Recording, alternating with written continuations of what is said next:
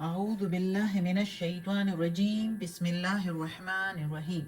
سب video دیکھنے اور سننے والوں کو السلام علیکم۔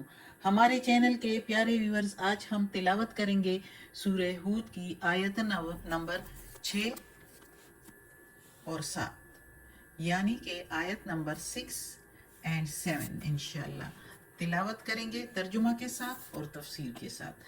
تو چلیے شروع کرتے ہیں آج کا سبق، لیکن شروع کرنے سے پہلے چینل کو سبسکرائب کریں، بیل نوٹیفیکیشن کو آن کریں تاکہ اگلی ویڈیو آپ کو آسانی سے ملتی رہے، اور ہو سکے تو شیئر بھی کریں۔ زیادہ سے زیادہ شیئر کریں گے تو زیادہ ثواب ملے گا آپ لوگوں کو بھی اور مجھے بھی۔ تو چلیے اب شروع کرتے ہیں آج کا سبق۔ آج شروع کرتے ہیں 12واں سپارہ، تو چلیے شروع کرتے ہیں ابھی۔ اعوذ باللہ من الشیطان الرجیم بسم اللہ الرحمن الرحیم۔ وما من دابت، وما من اور نہیں ہے، دابتن چلنے والوں میں سے، من کے میننگ میں سے، دابتن چلنے والے، فی الارض زمین میں، الا مگر، علی اوپر، علی اللہ اوپر اللہ کے ہیں، رزقھا رزق ان کا، وَيَعْلَمُ اور وہ جانتا ہے، مستقرہا ٹھکانہ ان کا، یا جہاں ٹھہرتا ہے وہ، ہا کے میننگ اس کا، وَمُسْتَوْدَعَهَا اور جہاں وہ سونپا جائے گا، سونپنے کی جگہ اس کی، کلن سارا کچھ، فی میں، کتابن کتاب میں، کتاب مبین کھلی کتاب میں ہے، یعنی سارا کچھ اس کا کھلی کتاب میں موجود ہے۔ اب اس آیت میں اللہ تعالیٰ کہتا ہے، جب سے یہ سورہ شروع ہوئی ہے تو اللہ تعالیٰ اپنی توحید کی اور اپنی موجودگی کا بتا رہا ہے کہ میں ہوں اکیلا واحد، اس کائنات کا پیدا کرنے والا۔ تو اس آیت میں بھی اللہ تعالیٰ کہتا ہے کہ زمین پر چلنے والا ہر جاندار جو بھی مخلوقات ہے، ان کا رزق، جس کو رزق کی ضرورت ہوتی ہے تو اس کا رزق جو ہے وہ اللہ تعالیٰ نے اپنے ذمہ، اپنے فضل سے اپنے ذمہ لے لیا ہے کہ ان کو رزق دینا میرا کام ہے۔ جس قدر روزی جس کے لیے ضرورت ہوتی ہے تو یقیناً اس کو پہنچے گی، پہنچ کر رہے گی۔ یہ وسائل اور اسباب جو ہم ڈھونڈتے رہتے ہیں اس رزق کے لیے، یہ صرف دروازے ہیں جس کے ذریعے سے ان کو رزق ملتا ہے، لیکن بعض اوقات اسباب کی بھی ضرورت نہیں ہوتی، اور اللہ تعالیٰ اپنے مخلوقات کو بغیر اسباب کو چھوڑ کر بھی روزی پہنچاتا ہے، اور کوئی کام کر دیتا ہے اور اس اپنے انسانوں کو یا مخلوقات کو روزی پرووائڈ کر دیتا ہے۔ جب ذریعے خوراک اور معاش مہیا کرنا یہ اللہ تعالیٰ کا کام ہے، تو پھر ضروری ہے کہ اس کے علم میں سب کچھ موجود ہے، سب کہ جو دنیا میں جو کچھ ہے اس کا علم اس کے گھیرے میں ہے، کیونکہ اگر یہ علم اللہ تعالیٰ کو نہیں ہوتا تو پھر سب کو روزی کیسے پہنچتی، پھر کیسے روزی جو ہے رزق ان کو پرووائڈ کرتا، پھر کیسے پہنچ سکتی، پھر اگر اس کی خبر گیری نہ ہوتی تو پھر روزی کا بھی پہنچانا مشکل تھا۔ لیکن اللہ کو سب کچھ معلوم ہے، اس لیے پتھروں کے نیچے اندھیروں میں جو ایک کیڑا ہوتا ہے اس کو بھی اللہ اپنے طور پر خوراک پہنچا دیتا ہے، اور وہ جانتا ہے، اللہ تعالیٰ جانتا ہے، رب کائنات جانتا ہے کہ ہمارا ٹھکانہ کہاں ہے، ہمارے رہنے کی جگہ کہاں ہے، ابتدا سے انتہا تک ہمارے تمام درجات کا علم رکھتا ہے اللہ تعالیٰ۔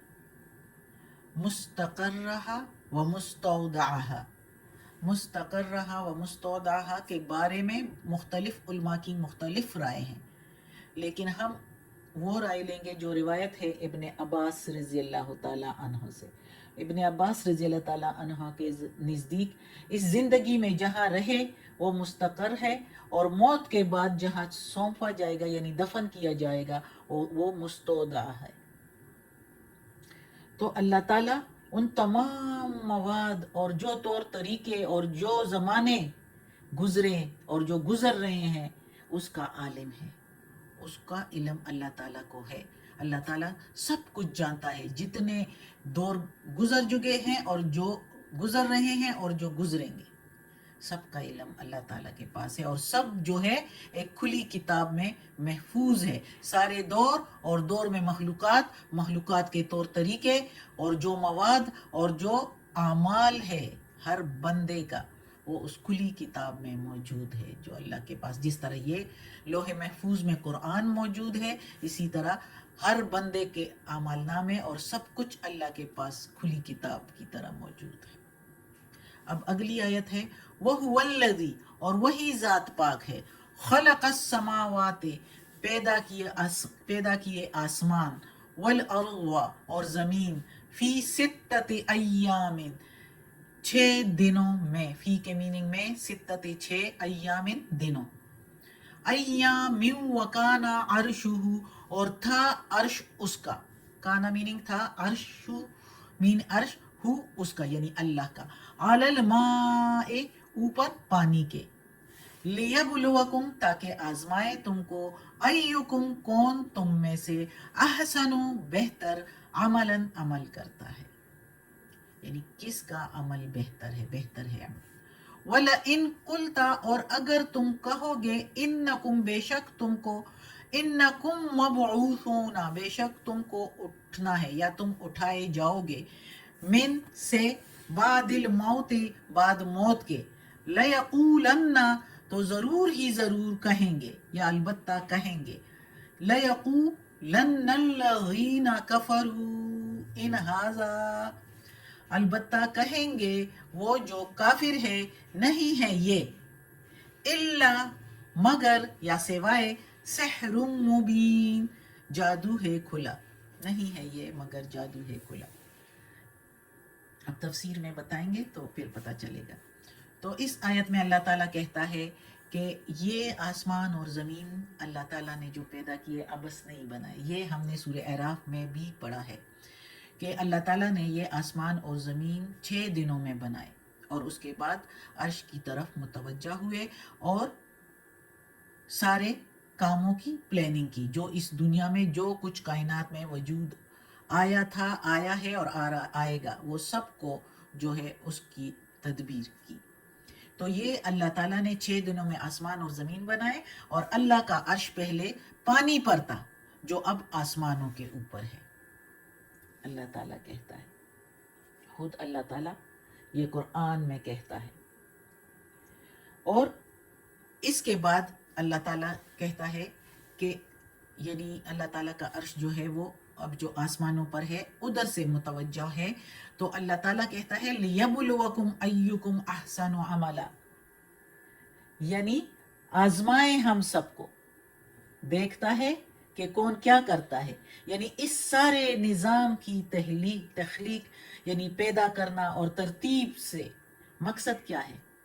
मकसद ये है हमारा यहाँ बसाना और इम्तिहान लेना हमारा, कि कहाँ तक इस अजीब व गरीब निज़ाम में और सिलसिले मसनूआत में हम गौर व फिक्र करेंगे अल्लाह की, कि अल्लाह ने ये आसमान और ज़मीन पैदा किए हमारे लिए, और अल्लाह को पहचानेंगे कि कौन इस अजीब व गरीब निज़ाम पर गौर करेगा और इस दर के सिलसिला मसनूआत को देखकर और अल्लाह को पहचानने की कोशिश करता है। और आसमान और ज़मीन में जो कुछ भी मौजूद है उससे फ़ायदा उठाकर फिर अल्लाह की शुक्रगुजारी करता है और हुक्म बरदारी करता है, फरमा बरदारी करता है। ये सख्त मकाम है हमारी आजमाइश का और इम्तिहान का, ये दुनिया। और अल्लाह ताला जो मालिक हकीकी है, देखता है कि हम में से कौन सा गुलाम, कौन सा बंदा सच्चा है और मुखलिस है और कौन सलीकामंदी से अपना काम करता है और फराइज बंदगी अंजाम देता है। यानी अल्लाह के अहकामात के मुताबिक चलकर और अल्लाह की इबादत जिस तरह अल्लाह ने बताई है वो पूरे अच्छे तरीके से सरअंजाम देता है। تو وہ یہ اس کے زمرے میں احسن و عملہ کے کس کے اعمال اچھے ہیں اللہ خوب دیکھتا ہے۔ اب جب یہ جگہ آزمائش کی ہے، امتحان کی ہے، تو ظاہر ہے پھر نتیجہ بھی نکلنا ہے۔ تو نتیجہ کب ہے؟ موت کے بعد سب کچھ ملنے، جس نے شکر گزاری کی اس کو شکر گزاری کا صلہ ملنا ہے، حکم برداری کی حکم برداری کا جو ہے صلہ ملنا ہے، اور جس نے کفر کیا تو اس کو کفر کا بدلہ ملنا ہے۔ یہ تو ضروری ہے، یہ دن تو مقرر ہے۔ پھر جب آزمائش ہے تو پھر اس کا نتیجہ بھی، اس کا رزلٹ بھی، اور اس کا صلہ بھی ملنا ہے، بدلہ بھی ملنا ہے۔